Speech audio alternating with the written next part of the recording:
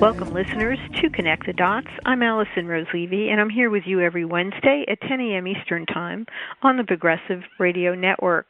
I'm a long-standing journalist of the environment, food, health, public policy, and the media, and each week on Connect the Dots, we connect the dots between what's going on in our interconnected world and how it connects to us, our communities, our society, our social policies, and the conditions of planet Earth, and in our our interconnected planet, which has obviously taken a lot of hits, as have we all, from our profit-driven society.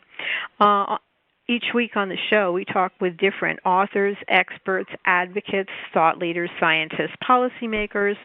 And today we have a topic that's really fascinating to me and one that we've never covered before. My guest today is a researcher, writer, journalist, and author of the new book, Capital City, Sam Stein, Capital City, Gentrification, and the Real Estate State. Welcome to Connect the Dots, Sam. Thanks so much for having me on.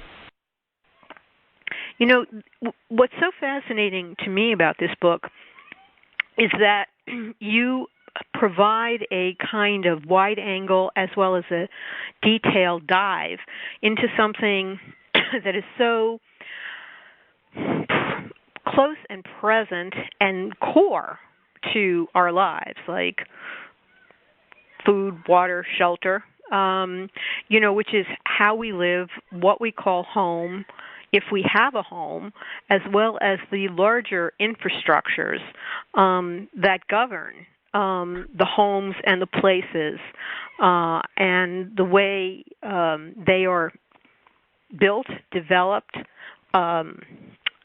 structured into our economics that affect us all and create the environments in which we live and which impact us and which shape us and which we, to a greater or lesser extent, shape. So in this book, you're really talking about the larger economic forces that play a role in shaping our environment, the environment of cities, and the environment of real estate in this current time. And it's something that, everybody experiences it, but nobody really talks about it or thinks about it unless that's their special area. The first chapter of your book is called The Rise of the Real Estate State. Can you share with our listeners what that means, the real estate state, and your review of what it's producing and what that trajectory is and how it's affecting us? Yeah, sure. I mean, as you said in that great introduction, this is at once an extremely personal and an extremely impersonal issue. Housing and the home is something that we all know and feel and care about at a very personal level. It's connected to where and how we grew up. It's connected to how we live. It's connected to how we survive into the next day. And yet it's governed by systems that are highly undemocratic, even if they sometimes have the appearance of participatory nature.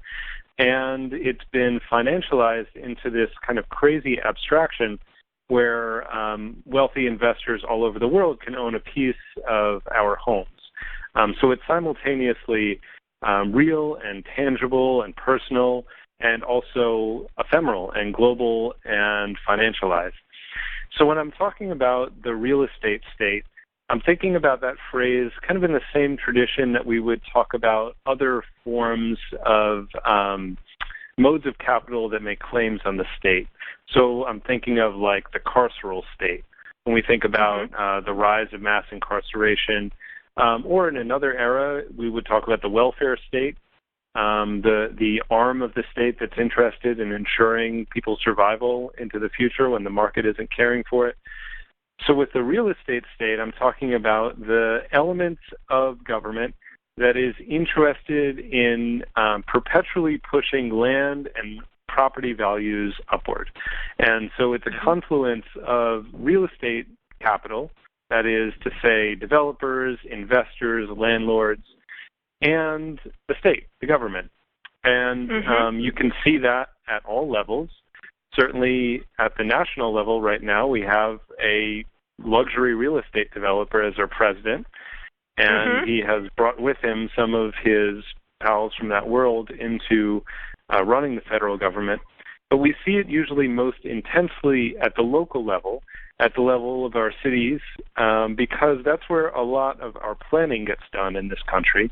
Decisions about what can be built where and at what level are often done at the municipal level. So that's, I think, where you see the power of the real estate state concentrated, even though it exists at the city, state, and federal level. So, I mean, the goings on there are, this is something that the average citizen would be kind of alienated from. It's kind of going on a massive level. Most people don't follow that. It creates a situation that people might have to adapt to without understanding what created that situation, historically or even in current time, and how, what those forces are that are shaping that. Yeah, I think that's right. I mean, we certainly feel it every month when we pay the bills, when we pay our rent or we pay our mortgage. We can feel that the rent is going up, even though our conditions of living might have gone down. We can feel it when we try to move, and there's fewer and fewer affordable options, even in buildings or neighborhoods that we know we could have lived in a few years back. They're suddenly unaffordable. But yeah, as you say, that the causes for it are often obscured and can sometimes be rationalized as either just the workings of the invisible hand of the market, or even are described to us as progress. Aren't you glad that your cities are so much nicer now? And it's too bad that you can't afford to live in them anymore, even though you toughed it out for so many years when conditions were a whole lot worse. But this is progress. And so there's kind of like an active undermining of the real causes of this thing in the pursuit of making it seem either natural or even beneficial. And in some cases, being pushed as in the best interest of working class and poor people. Even though they can no longer afford to live in these places, they're told that as the property values go up, their cities will generate more revenue and taxes, which they'll then put toward making housing more affordable. But it's kind of like a dog chasing its own tail or a snake eating itself, or some kind of metaphor like that, where making it more expensive will never make it more affordable. You never catch up to the lost ground. So there are these promises, but they fail to materialize. And then what happens to the people who are displaced? Well, it's a good question, and it's a thing that our systems of research and the census are not really taking seriously. We know where people live at any given time, but unless you do like a long longitudinal study following households from one place to another, or you do a really careful analysis of where people might have moved, but even that is kind of piecemeal because you only know where they moved from last. We really don't have the full picture. But you see a few patterns emerging. You see people being pushed from the center of cities out to the peripheries, for sure. In some places, you see working class people being pushed into inner ring suburbs that used to be exclusionary of those groups, are now the only places that they can afford as the cities become more expensive. In some places, working class people are pushed even farther out to areas we might call exurbs, or areas that aren't immediately connected to any city, and people just travel a very long distance and commutes in either direction. We've also seen large amounts of people leaving large metropolitan areas and moving to others completely. A lot of African-American New Yorkers, for example, have moved to the Atlanta metro area. which has been a bit more affordable. And so there's a real shuffle going on in terms of who can live where. Of course, in the country as a whole, more of the country is experiencing extreme disinvestment from land, from buildings, from housing, and really bad housing conditions, than are experiencing this kind of hyper-gentrification we might recognize in a place like New York City or San Francisco. But still, those are the places where the best jobs tend to be. And so if people want access to those jobs, they have a hard time getting to them if they can't afford the housing. It's interesting because, I mean, and this is kind of probably your focus and your area of in-depth knowledge is New York, right? Do you also, but you've also seen, what tends to devolve on a larger plane in other areas. For example, I don't have the full details of this. It's something I might, call you back to talk about. But, I heard that, for example, the downtown of South Bend, Indiana, where people of color had kind of owned decrepit, downtown brownstone-type real estate that was in, under-repaired condition because of the lack of the wherewithal to keep it up and repair it, but who had held on to it as a long-standing, many-year-long investment by that community, that was, rezoned and redistricted and leveled, essentially, with that population, basically having to let go of, even though it wasn't a highly profitable asset, it was something in which they had financially invested that did have long-range potential, and then ultimately that was redeveloped, into, I think a mixed-use housing and commercial zone, that was gentrified.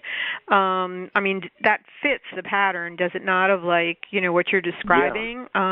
Yeah. No, it certainly does, and we have seen it in smaller towns just to a less kind of massive degree than maybe in a place like San Francisco. But yeah, I've heard the same thing about South Bend. Of course, that's a city we're hearing more about with Buttigieg and the election right now. And there was a great story in the last print edition of Jacobin, which is all about housing, about the simultaneous gentrification of those parts of South Bend and also the rise of homelessness. We are seeing homelessness rise in a lot of cities across the country. An estimated 2 million people in the U.S. went homeless in the past year. That's really crisis levels. And it's no coincidence that it's at the same time as we're seeing the gentrification of many cities and eviction crises, even in places that aren't seeing this flow of capital. It's worth noting that my understanding is also Beto O'Rourke's family has been involved in real estate in South Texas that follows the exact same pattern. And so you see these people talking about the great successes they've had in, they usually use the word revitalizing distressed urban areas. And sure, the buildings got nicer, but if the people who lived in those buildings don't then get to enjoy the supposed revitalization, then what good is it?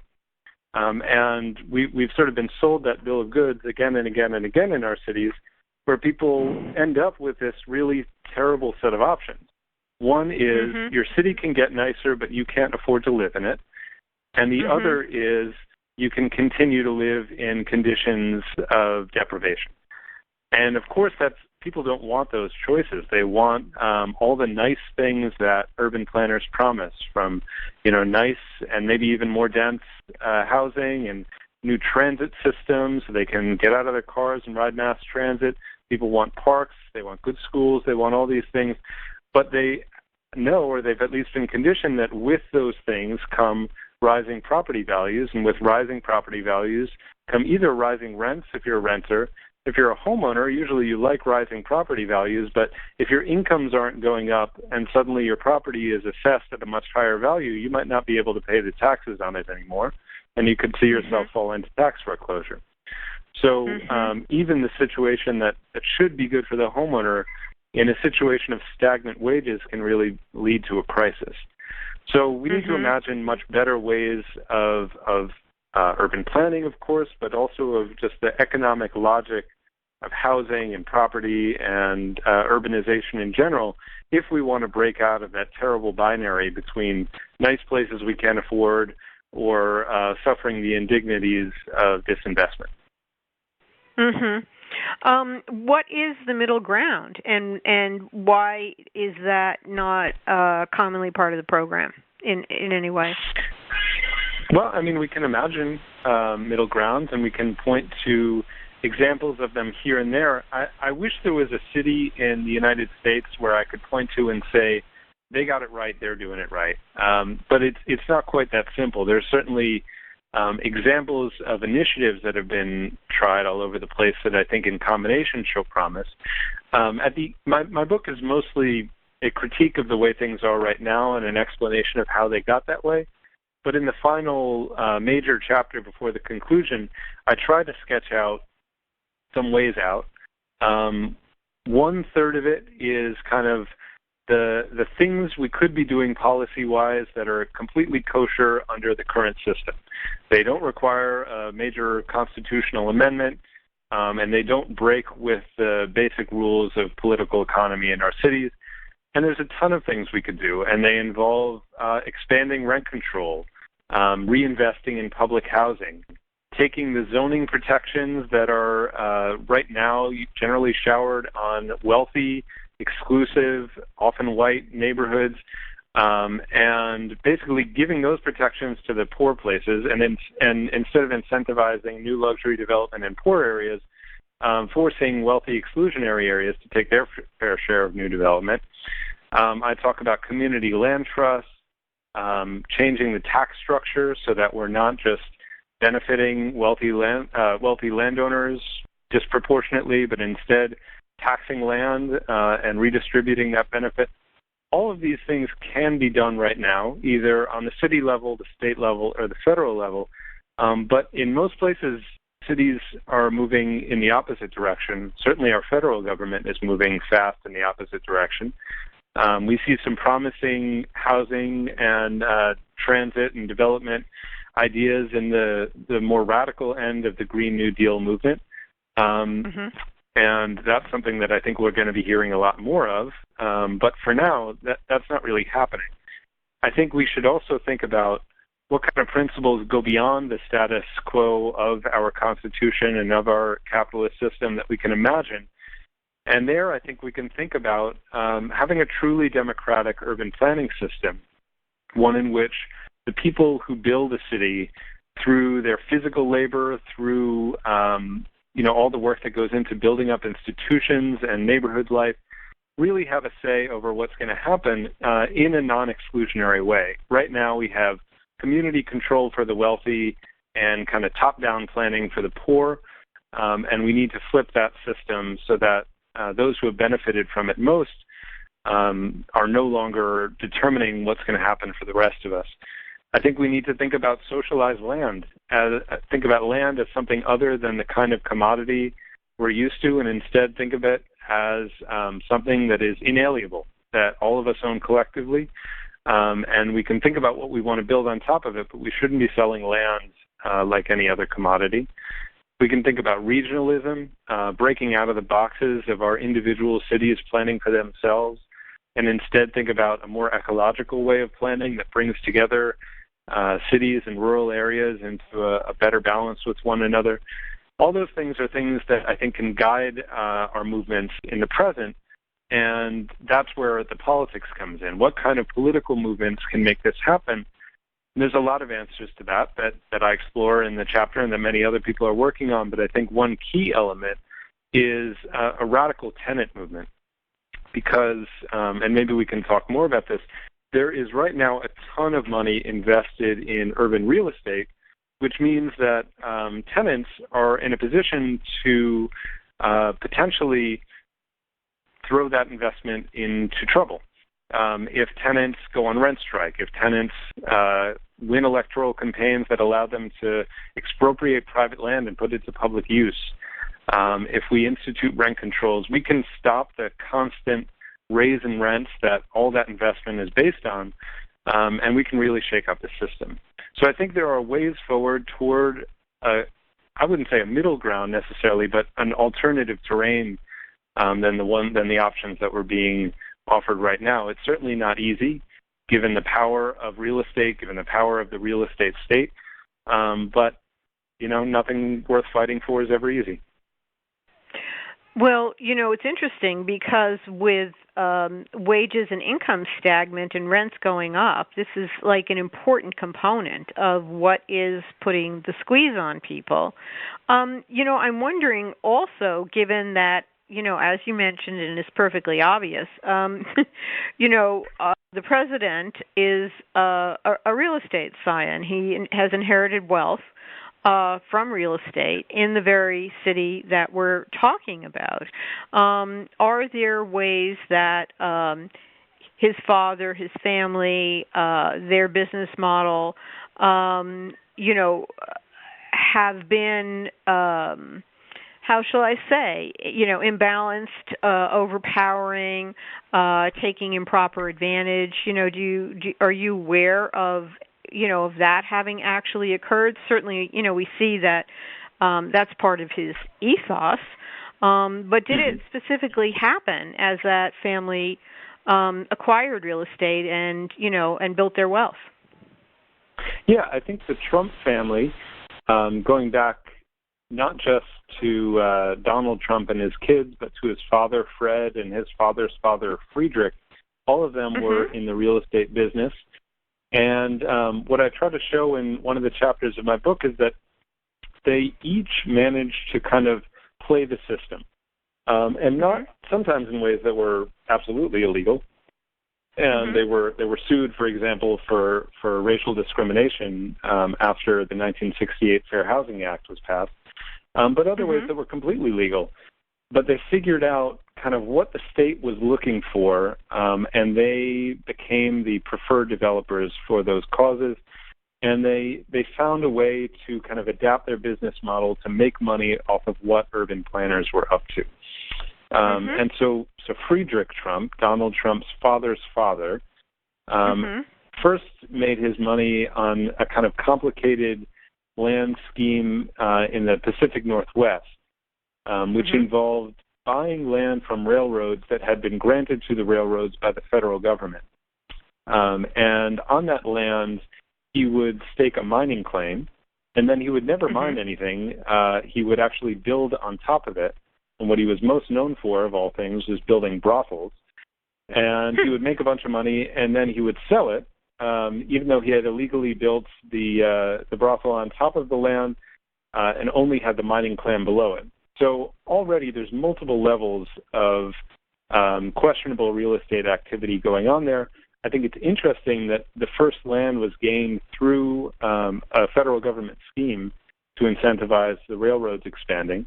And then after that, he's kind of taking advantage of the looseness of the land use laws, which was totally intentional at that time. He then comes back to New York and makes a lot of money by buying land where he knows the railroads will be expanded to. So he buys land in Queens that the subway has not yet reached to, as the city is building out the bridges that will connect Manhattan to Queens. So once again, he's buying cheap and then selling for a lot more, not based on any great thing that he did to the land, but what the city invested in, which was the subways. His son, Fred, takes over the business and becomes the developer of middle-class housing for white families predominantly, and African Americans in a segregated development, and often returning veterans. And he also finds ways to exploit tax breaks, to exploit redlining policies, to exploit the kind of willingness of the federal government to create housing for returning veterans without a great deal of care as to how much money the developers were making off of these developments, and he built out a fortune. He then passes that on to Donald Trump, who crosses the river and goes into Manhattan.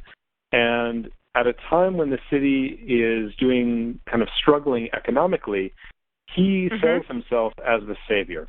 He's going to build up luxury development for the rich in the city, and he's going to get all the tax breaks and all the rezonings and every other incentive, free public land that he can get to do so. And so later on, he actually goes on to start a mortgage business just at the peak of the mortgage crisis, and has a simultaneous two business schemes going, one where he's selling subprime mortgages or brokering them, and another where he's teaching people how to make a bunch of money off of buying foreclosed properties through his so-called Trump University. So Donald Trump is making money off of the neoliberal turn, off of the state's interest in gentrifying the city as its economic fortunes are declining, and then off of the deregulation of private housing that allowed for the subprime crisis. So that's three generations right there of Trump's figuring out how to turn what the state, what the urban planners were doing, into a profitable real estate business. I would say that they're not exceptional in that pursuit, but rather maybe exceptionally vulgar in the way that they did it or the way that they talked about it, especially.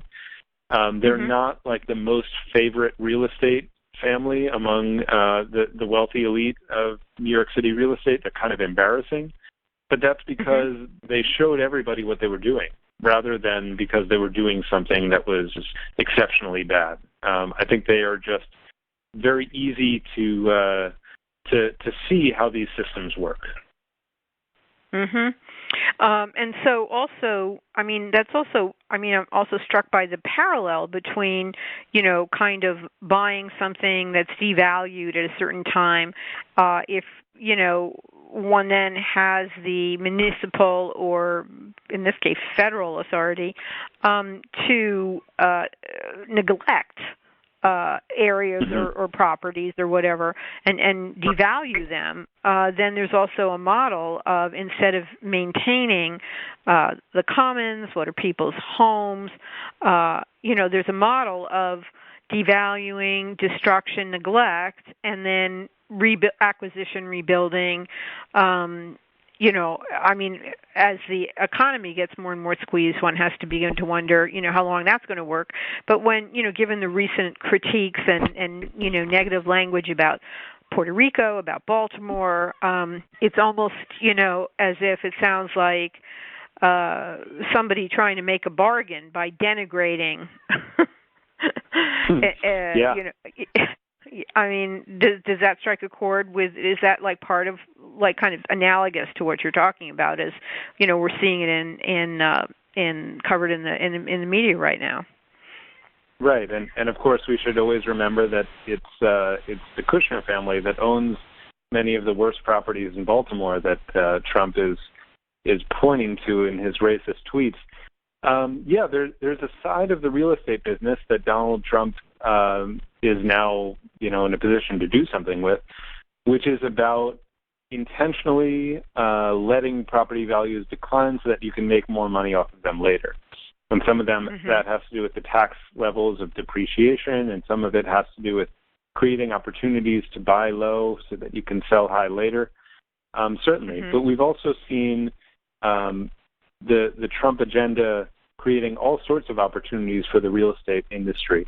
The tax bill, which is probably the most important legislative victory of the Trump administration so far, has done all sorts of other things through executive action and administrative reform, but that's kind of the big legislative one. It's a massive giveaway to the corporate real estate sector in all sorts of ways, in the ways that it taxes property, and also in a program called Opportunity Zones that it included, supported by Cory Booker and also a Republican partner, I can't remember who the Republican was, that incentivizes real estate investment in census tracts that are either low-income or next to low-income census tracts. And basically, governors all over the country got to figure out which census tracts they wanted to designate for this program. And then once they did, investors in that area don't pay taxes on the money that they make through property investment there for 7 years. and there's all sorts of other all sorts of other incentives on top of that. And they sell this as a way to, bring capital into underserved areas. But like we talked about before, there's no kinds of protections to make sure that the people who live in those areas can benefit from that investment. There's nothing about good jobs. There's nothing about affordable housing. It's just pure, what we call value-neutral development. Anything is good. And we're going to see a lot of high-end investment in these working-class neighborhoods, which will only cause disruption and displacement. It's not going to be some sort of an economic engine for people who live there. And it's going to be a gold mine, not only for real estate developers, but for all sorts of investors. And it's investors who have capital gains money to play with, which means really it's only the wealthy. It's not like, this is somehow going to benefit union members or something like that. It's going to be the wealthiest elite whose capital gains were already extremely undertaxed in this country are now getting an extra tax cut if they will build up this luxury stuff in poor areas. Who is going to be occupying? Sorry, I just want to add that I was saying that governors got to choose where these go, which created all sorts of opportunity for questionable deals between developers and investors on the one hand and governors on the other, because the investors could tell the governor, could you please select this particular area? We are going to invest in it anyway, and now we'll do it without paying taxes. Wow. That's quite a racket there. Who is supposed to actually move into these areas? Because, with the declining economy, I mean, how much, are there really occupants who, can kind of keep this train moving? Or is it, are we anywhere near a breaking point? Is it, or, is it kind of the sky's the limit? Or, how is that going to go in terms of future planning, in terms of climate change, and in terms of, obviously, the needs of the greater population? Yeah, I mean, those are really good questions that I don't know the answer to, because it kind of always seems like we must have hit a saturation point. Like, at some point, these rents have got to fall. And, of course, we had a giant mortgage crisis of 2008, but it didn't really result in housing becoming more affordable or more stable for people. In fact, quite the opposite. We saw companies like Blackstone, which is a global private equity firm, buying out a lot of the foreclosed housing and turning them into unaffordable rentals with no security for the tenants. So we seem to be in a situation where capital, and real estate capital in particular, has been able to turn each potential crisis into a new opportunity. Like you were talking about, the value of distressed land is that you can buy it cheap and sell it for more. Capital has gotten really good at this, and the state, the real estate state, has gotten really good at facilitating it, at matching potential investors with potential investment. There's also the problem that a lot of the housing that's being built, if it's condominiums especially, is not really there for everyday use. It's there for maybe occasional use by a wealthy person who wants to come and visit a city for a little while every so often. Or maybe it's used as an Airbnb rather than as any kind of permanent residence. And, they pay no hotel taxes, they hire no hotel staff, but they get to use that property as that kind of investment and bring in a whole lot of money. Some of them are never occupied at all. They're bought as sort of glass and steel safe deposit boxes in the sky, and they're sold, hopefully for more money, by people who want to diversify their portfolios. And they might be people of this country, they might be people who live in other countries, it doesn't really matter, but they're looking for various different kinds of investments because they have a lot of money, they kind of want to hide it, and they are worried that any particular sector might bust at any moment. And so this can be a way to hedge your money, basically. There's a planner in Vancouver who's talked about cities that operate in this way as hedge cities. The entire city becomes a hedge for investors who are just sort of like parking their money in order to keep it safe for a while. Wow. So if that's the case, then, we can have an unlimited supply as long as there's enough wealthy investors who will purchase them thinking they can sell them for the same or more in the future. And the myth is that, there's this myth and it may be true in New York, but there are certain locations where all of the prices keep going up, New York or San Francisco, and then there are other regions where that's not what's happening. What's going on in those other places? Right, and it's important to think of the story of gentrification as kind of one side of a coin, and the other side is disinvestment. And we might call the whole story uneven development. That rather than investment being sort of evenly and rationally distributed as needed in different places, money tends to be concentrated in particular areas and pulled out of someplace else. And historically, different kinds of places have seen that investment, and different kinds of places have seen that disinvestment. So if right now the heart of the city is the place that's seeing all this investment, maybe 50, 60 years ago, that was not the case. It was the suburbs that were the site of the major investment and development. Over time, that dynamic has flipped in large extent, though not completely. And now we're seeing a lot more investment in cities and not necessarily the creation of, we're seeing the creation of new suburbs, but not necessarily investment in older suburbs. In a lot of the country, the housing stock is not doing very well. Physically, it's in dire conditions. And like you say, the property values are not necessarily escalating the way that they are in San Francisco and New York, but that doesn't mean that the rents are falling to anything near what people in those areas can afford. So rent burdens, or the amount that people pay of their income to rent, are pretty high in places that are not at all gentrifying, as well as in gentrifying cities. And the eviction crisis is even worse in those places than it is in places like New York and San Francisco. Yeah. Places like Indianapolis or Baltimore or parts of Philadelphia are seeing severe evictions, and people are paying a lot of their money in rent. And it's not because the value is so high. It's more because there's so few tenant protections. Landlords can get away with this. The housing stock has become a form of investment for people who are not making a lot of money elsewhere, don't necessarily have pensions and other kinds of retirement systems. And we've seen house flipping become this kind of hot American pursuit.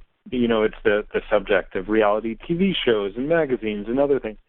But the tenants really suffer from this system, even in places that are not these crazy hot property markets.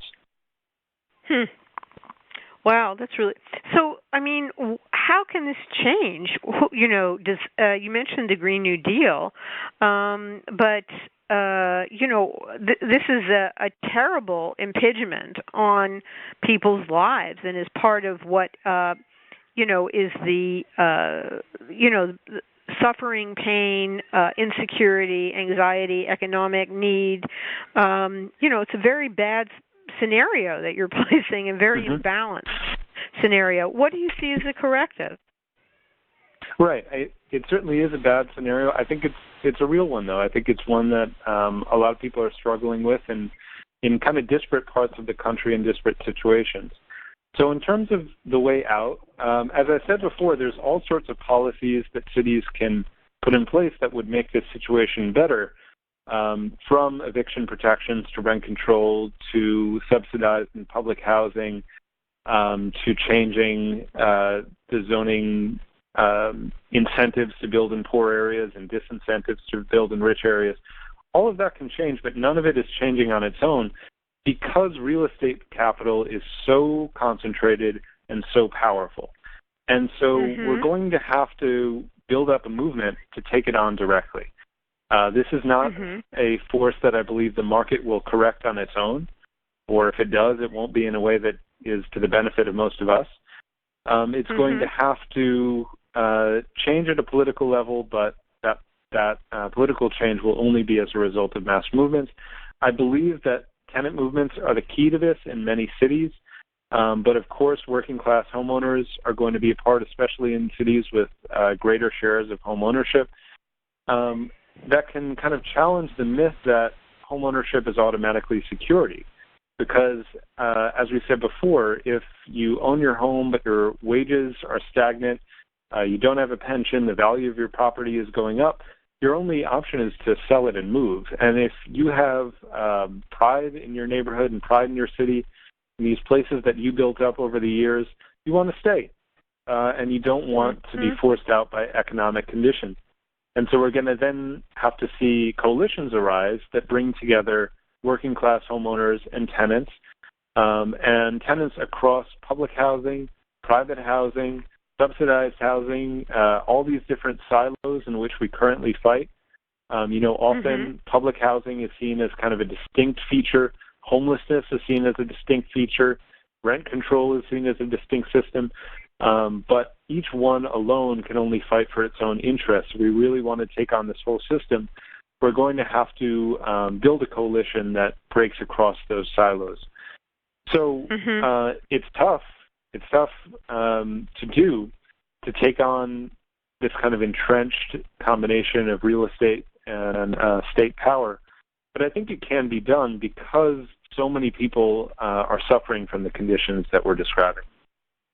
And so, I mean, does this work for, everything from like small, townhouse style buildings with, only less than half a dozen tenants to larger apartment buildings? I mean, is there some people that are?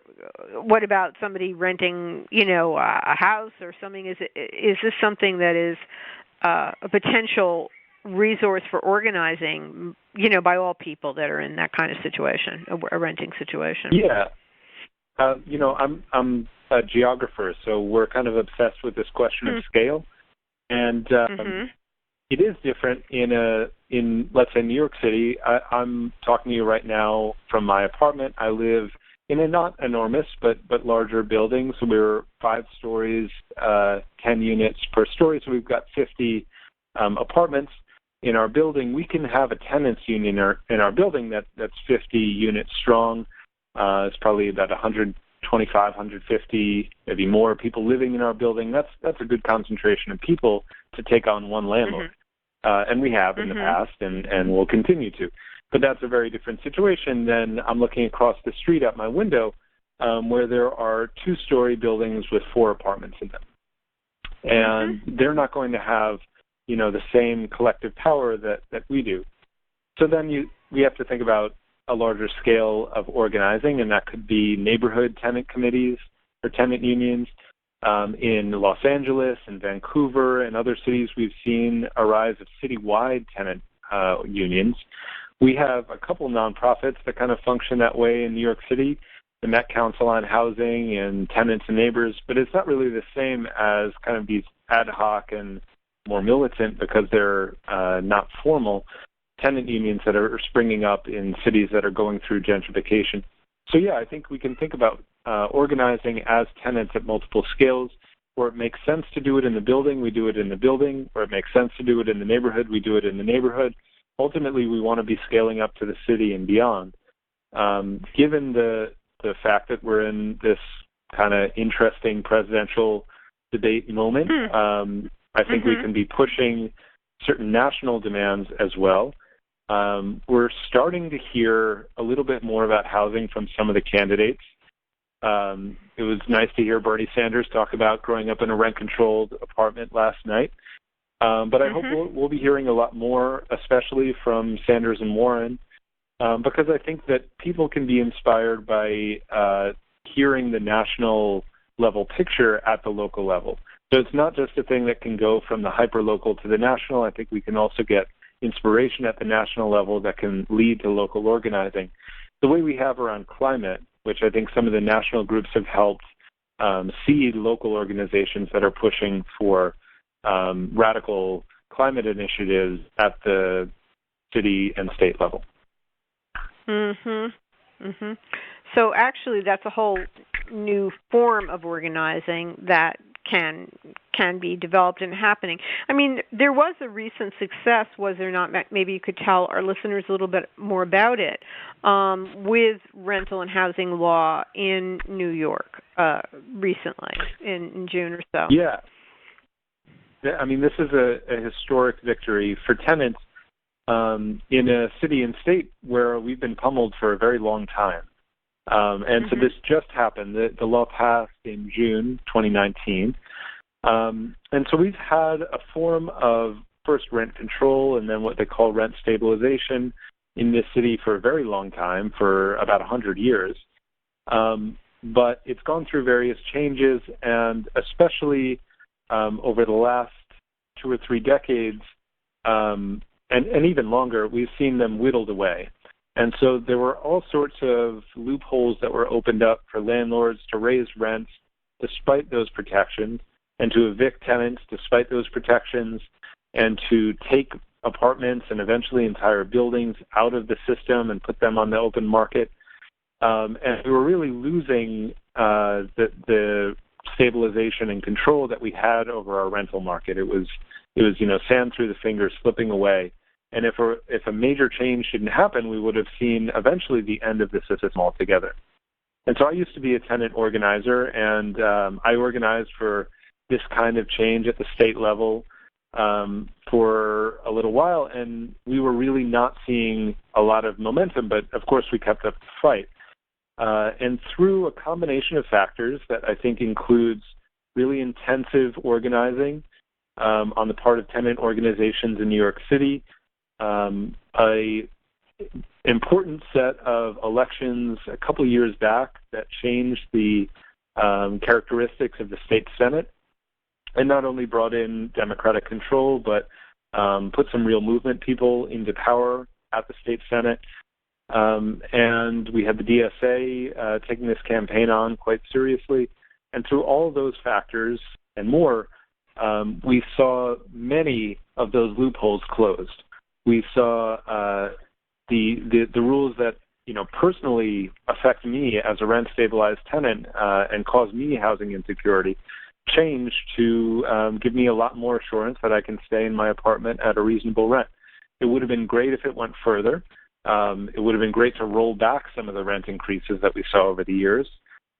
We tried also to have new protections for another class of tenants who live in smaller buildings, which was ultimately not successful, but something that I think the groups are going to be prioritizing for the future. But for now, we saw really the tide rolled back in New York State.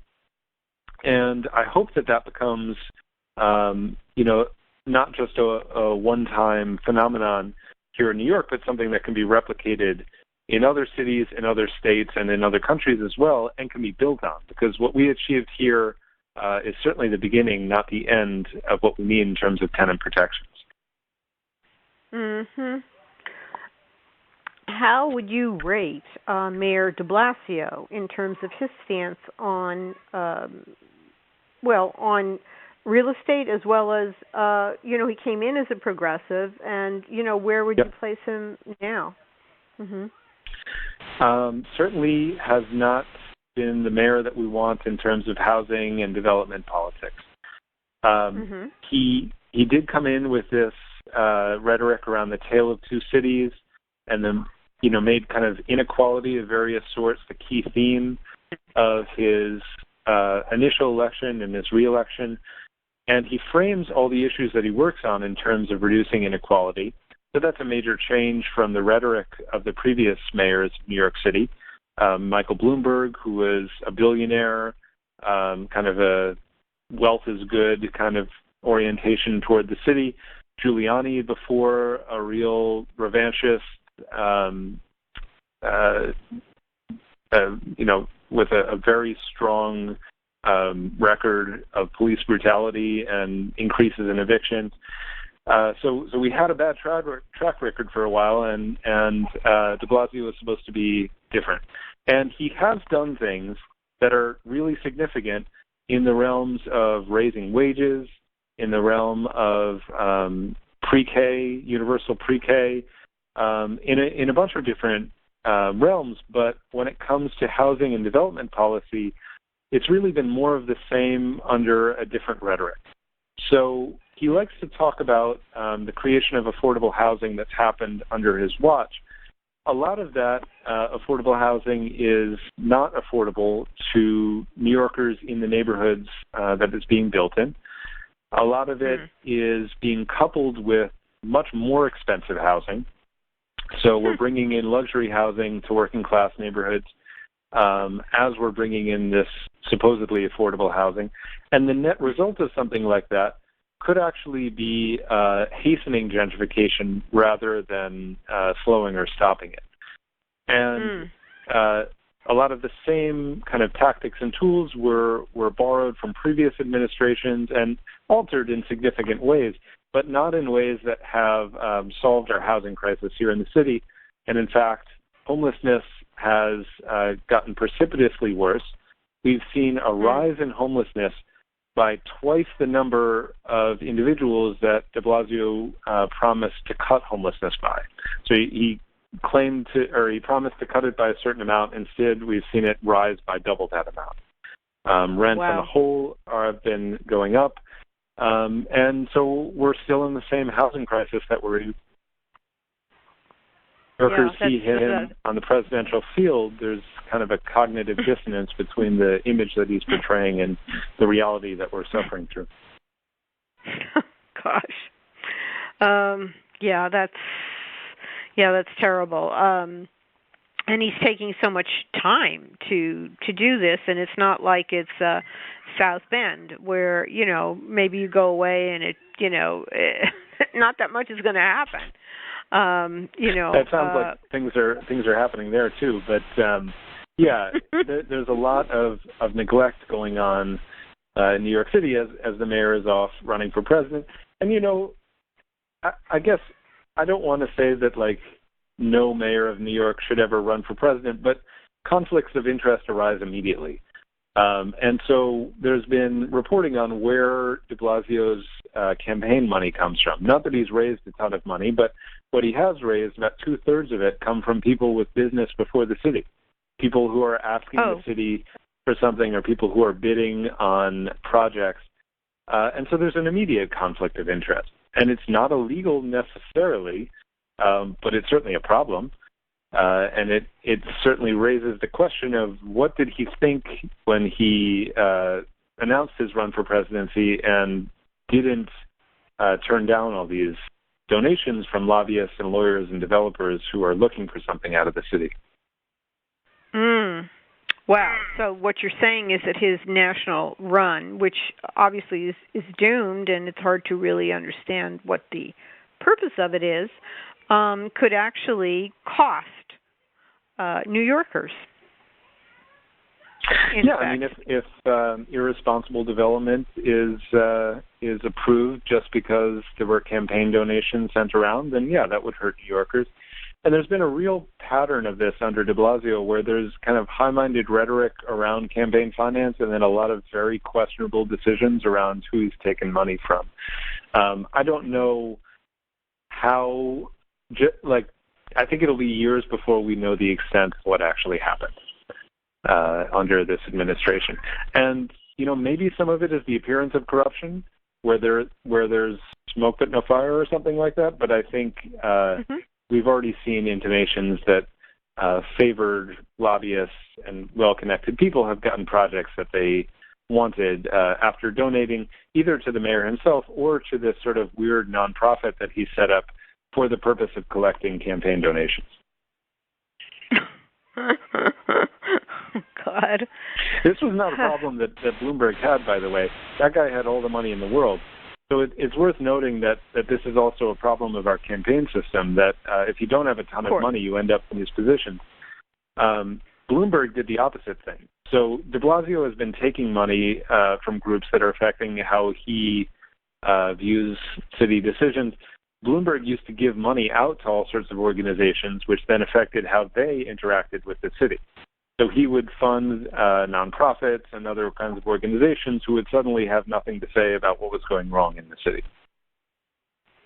Well, being an environmental and climate reporter, he, while portraying himself as an environmentalist, he funded a greenwashing group. I mean, they do some good work, but that work is not in the gas and oil or fracking or pipeline area. And so he gave a donation, his largesse, to this organization in order to prove that the methane leakage that comes from all fracking, drilling, and infrastructure could be patched, and he gave year after year millions of dollars to prove that that could be handled, because he has fracking investments. He has investments in this infrastructure, and so that was his largesse while pretending to be an environmentalist. And of course, they were never able to prove it. They tried. They actually cooked studies on his behalf, but Wow. These things leak. They leak right away. They leak if you try to patch them. There's just no way to do it.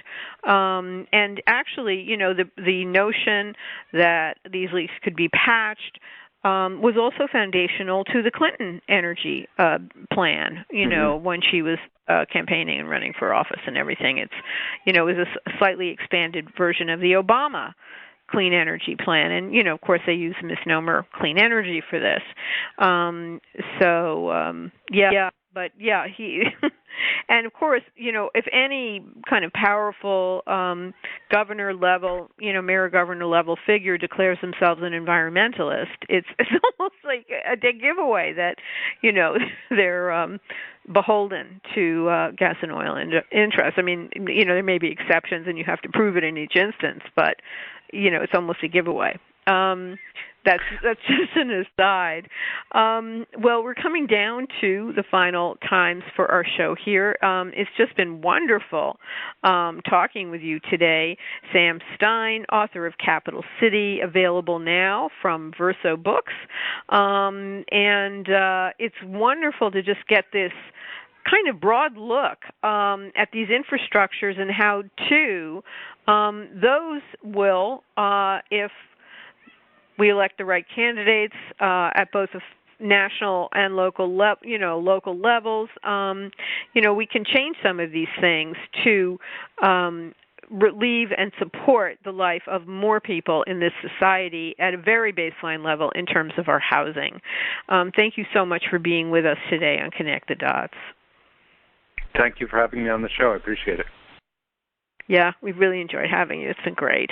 Thank you, listeners, for being with us on today's edition of Connect the Dots. We'll be back next Wednesday at 10 a.m. Eastern Time on the Progressive Radio Network. I'm Alison Rose Levy. Heads up, keep marching forward.